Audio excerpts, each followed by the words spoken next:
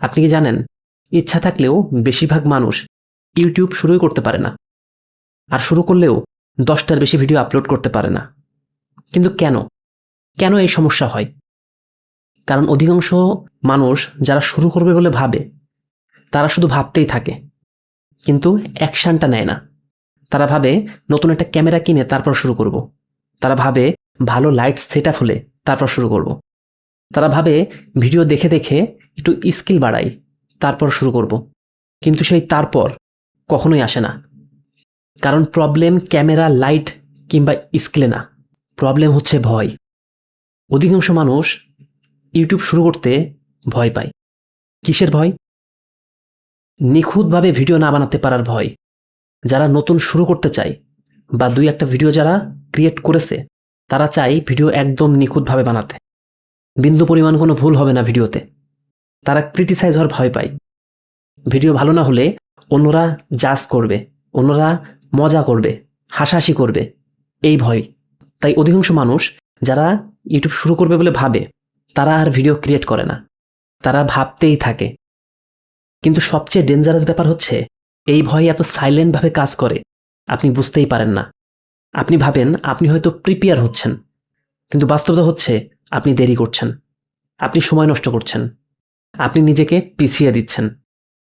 আর ইউটিউবে ব্যর্থ হওয়ার আরেকটা কারণ হচ্ছে নিজেকে অন্যের সাথে কম্পেয়ার করা। ধরেন আপনি প্রথমে একটা ভিডিও ক্রিয়েট করেছেন আর আপলোড করলেন।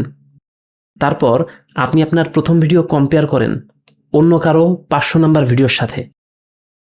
তারপর ভাবেন আমি তো ওর মতন ভালো কথা বলতে পারি না, আমি তো ওর মতন ভালো কোয়ালিটিফুল ভিডিও বানাতে পারি না।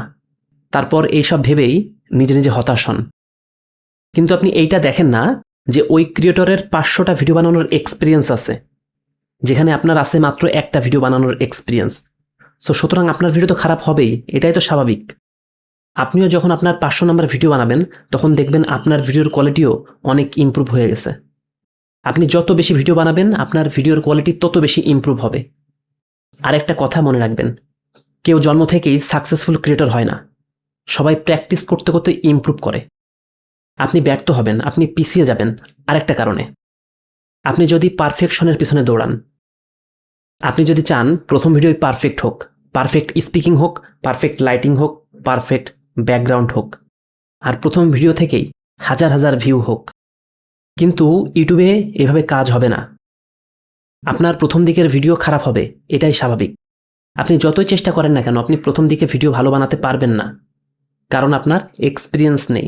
আপনি যত বেশি ভিডিও বানাবেন, আস্তে আস্তে আপনার তত ইমপ্রুভ হবে। একবারে আপনি গাছের মাথায় উঠতে পারবেন না, আপনি একবারে আইনস্টাইন হয়ে যেতে পারবেন না, সময় লাগবে। তাই আপনি ধৈর্য ধরে ভিডিও ক্রিয়েট করবেন, তখন দেখবেন আপনার ভিডিওর কোয়ালিটি ইমপ্রুভ হচ্ছে।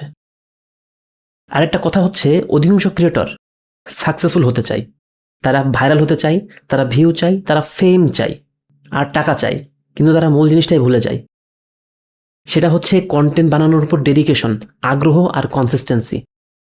যাদের ইমপ্রুভ করার দিকে আগ্রহ থাকে, তারাই ইউটিউবে গ্রো করে, তারাই একটা সময় পর যে আনবিটেবল হয়ে যায়।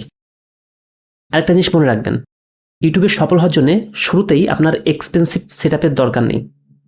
প্রথমে একটা মোবাইল ফোন আর একটা ভালো কোয়ালিটির মাইক্রোফোন হলেই আপনি শুরু করতে পারবেন।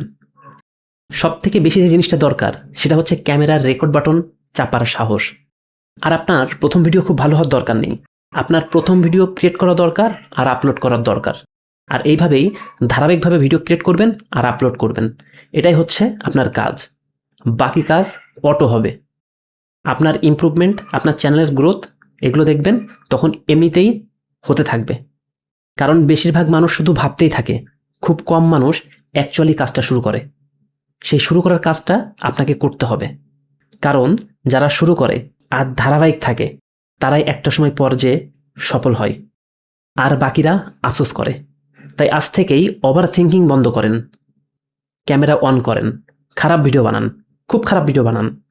একটা সময় পর দেখবেন আপনার এই খারাপ ভিডিওগুলোই ছিল আপনার ভালো ভিডিও বানানোর ভিত্তি। কারণ আপনি যত বেশি ভুল করবেন, আপনি তত বেশি শিখবেন, আর তত বেশি আপনার ভিডিওর কোয়ালিটি ইমপ্রুভ করবে। সো আজকের ভিডিও এখানে শেষ করছি, দেখা হবে পরবর্তী ভিডিওতে।